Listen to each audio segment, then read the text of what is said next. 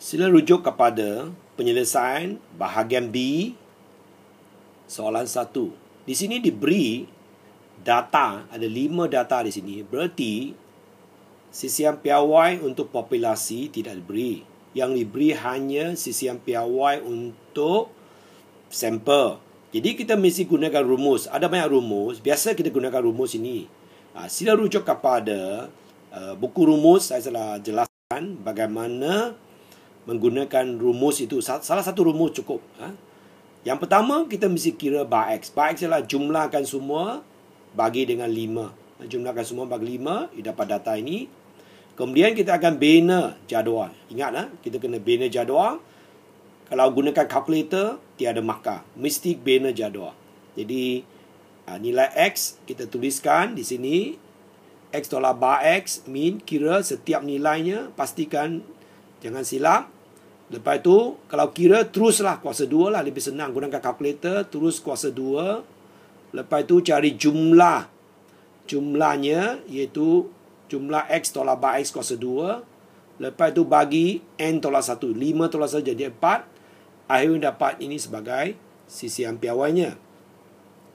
Now, di sini kalau kita nak cari selangkah kena. Pertama, kita tengok sigma ataupun sisian piawai populasi tidak diberi. Jadi mesti dianggar dengan S sampel. Tadi dah kira. Dan saiz sampelnya kecil. Kecil daripada 30. Maka mesti gunakan taburan T. Dan ini juga dua hujung. T 0.05 bagi 2. Ataupun 0.025. Darjah kebebasan N tolak 1. Ataupun 5 tolak 1 menjadi 4. Jadi dapat ni sebagai dia punya itu.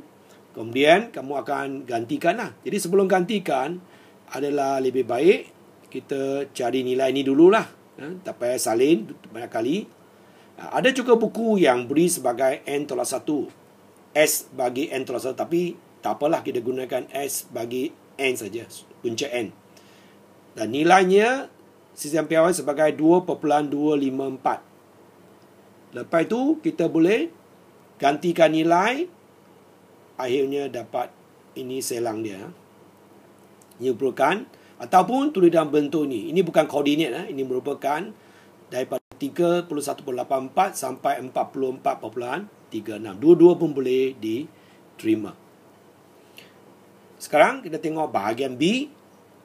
Di sini ada 8,000 kes kematian. Dapati 4,020 adalah kerana kes kematian dalam lingkungan umur 4 tahun sebelum berpencen. Maklumat ini berpencen ini tidak begitu penting. Ini merupakan satu maklumat saja. Tapi tidak begitu penting. Yang penting adalah diberi 8,000 kes 4020. Kemudian uji dakwaan dengan aras 0.1 bahawa lebih daripada 50% kes kematian orang dewasa berlaku dalam lingkungan 4 tahun. Jadi ini merupakan kita nak uji. Kita nak uji 50% ataupun 0.5. Jadi tulis ni 0.5 lebih daripada. Jadi P lebih daripada ini. Dari sini, ini adalah ujian satu hujung. Satu hujung iaitu besar daripada. Besar daripada ujian satu hujung. Right? Daripada sifil normal. Sebab di dalam mengapa ini kerana dia punya populasi juga diberilah 50%. Dia kata 50%. Jadi 0.5. Dan ini nilai pemerhatian 0.504. Ini nilai yang kita nak uji. Dan ini juga populasinya PQ. P ialah kita akan gunakan 0.5. Ada sedikit kesilapan di sini. Kita perlu gunakan 0.5. Ada sedikit kesilapan. Gunakan nilai 0.5. Maka Q pun 1 tolak 0.5. Ini merupakan 0.5 juga. Jadi ini kesilapan. Sila gantikan. Sebab ini nilai, gunakan nilai yang ini. Ini daripada sampel. Kemudian setelah mengira, ini memang betul lah. Tadi itu ada kesilapan.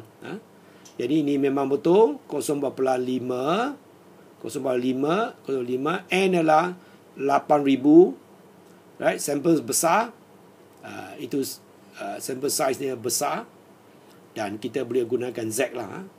Kemudian daripada sampel, akhirnya dapat 0.447. 0.447. Sekarang kita bandingkan nilai kritikal 2.33. Dan daripada ini pula 0.447 lebih kecil. Maka kita terima H0. Iaitu 50% daripada kes kematian dalam lingkungan itu. Perhatikan bahawa maklumat ini tidak digunakan, tapi kita perlu sebutkan jugalah. Kita perlu sebutkan juga. Okey, kita akan tengok soalan yang seterusnya. Nah, di sini kita ada dua kategori. Mereka yang dinaikkan pangkat, tidak dinaikkan pangkat. Kemudian ada beri mean, CCM piawai, size sampel. Jadi soalan ini sebenarnya ialah, ini ada sedikit kesilapan menaip.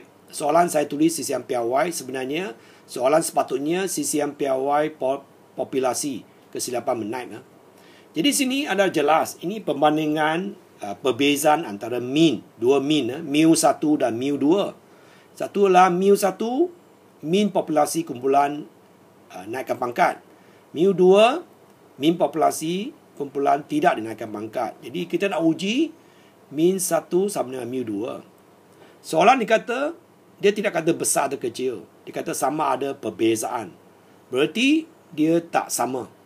Ini ujian dua hujung. Kalau dua hujung, alpha 0.05, set 0.05 bagi 2, akhir dapat 1.96.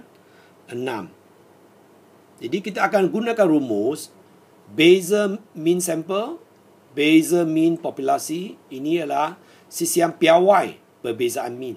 Jadi ini sebab mengikut hipotesis null, H0, ini adalah kosong. So kita tulis sebagai kosong di sini.